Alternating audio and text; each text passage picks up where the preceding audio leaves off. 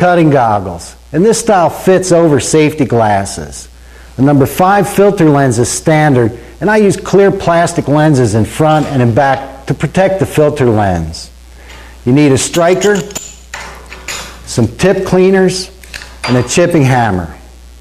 You do want some good leather gloves because this will be hot, and when you're cutting metal that's dirty, rusted, or painted, keep a wire brush handy. Okay, let's load the system, adjust the regulators, and light the torch. Before the bottles are open, we need to make sure the valves on the torch are closed. We'll be adjusting the preheat flame with the oxygen valve on the cutting head and the main acetylene valve. And right now we want both of these closed.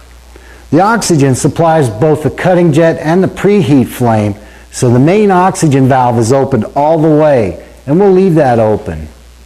Now, whenever you open bottles, especially high pressure bottles like oxygen, you want to stand behind the valve and regulator, just in case something does come apart. Open the valve slowly so the pressure doesn't hammer the internal diaphragms of the regulator. Oxygen bottles are open all the way. This valve has 2 seats, one to close the bottle and the other to seal the valve stem when the bottle's open. So oxygen bottles are open all the way. Always use a bottle wrench to open the acetylene, not a crescent wrench or a pliers.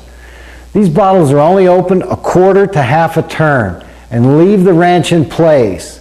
If something does happen and you need to shut the bottle down in a hurry, you don't want to have to look for something to do it with. Now, we'll make a cut on some 3/8 flat bar using a single lot tip, so we want 5 pounds acetylene and 25 pounds oxygen. You get a more accurate reading when you adjust the regulator with the torch valve open.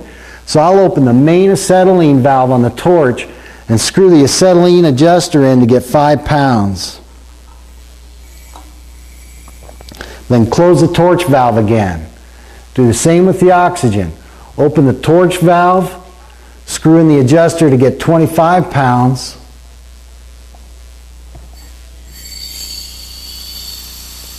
And close the valve on the torch. Now, occasionally, you need to check the system for leaks. Oxygen and acetylene are too expensive to let float away, and if the acetylene is leaking, sooner or later it will catch on fire.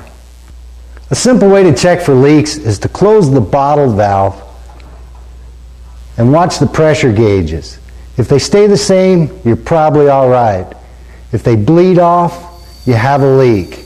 And you can find it with a liquid leak detector, like soapy water. All right, the pressures are adjusted. We don't have any leaks. Let's light and adjust the torch. Lighting and adjusting the torch is simple, but it's one more important step to making good cuts. There's 2 things we need to consider here. First, these cutting tips are designed to operate with a certain amount of gas flow that helps keep the tip from overheating. The amount of flow also determines the size of the flame. Second, we want the correct relationship between the amount of oxygen and acetylene. We'll adjust the gases to a neutral flame where both the oxygen and acetylene are totally consumed by the flame.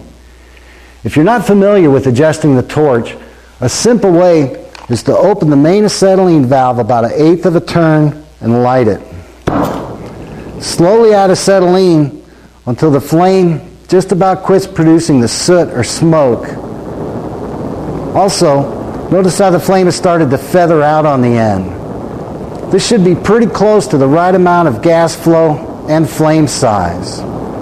Once the acetylene is adjusted, slowly open the oxygen valve on the torch head and the preheat flames will appear. Keep adding oxygen slowly until the long flame comes together with the preheat flames to form sharp cones. This is a neutral flame and how we want the torch adjusted. A neutral flame produces carbon dioxide that purges air away from the heated metal and keeps it from oxidizing or burning until you push the oxygen cutting jet lever. If you don't add enough oxygen, the preheat flames won't sharpen up.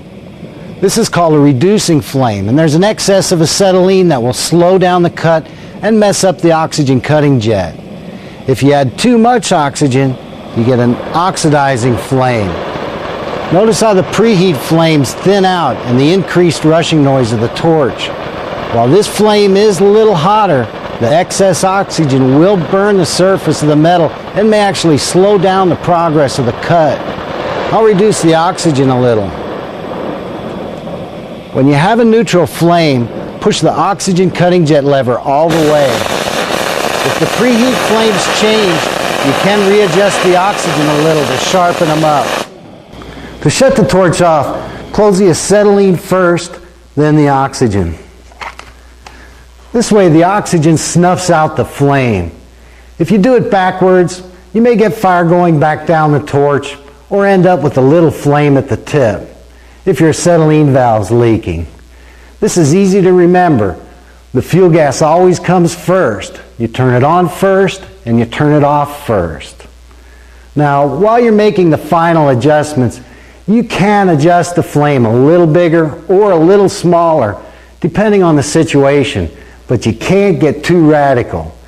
If the flame is too small, it'll take forever to get the metal preheated, and you may not have enough heat to sustain the cut.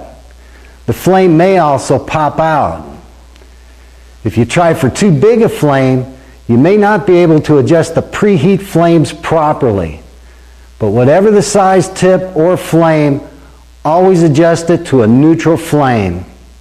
Also, when you push the oxygen cutting jet lever, you may have to readjust the flame a little bit. If the flame changes a lot, check to make sure that the main oxygen valve is open all the way. Check the oxygen pressure setting on the regulator and make sure there's enough oxygen left in the bottle. Now, when you're first lighting the torch, the soot that acetylene produces is like grease. Once you're familiar with what the flame should look like, you can add a little oxygen before you light the torch. Open the acetylene about 1/8 of a turn and give it a little oxygen. Then make your final adjustments.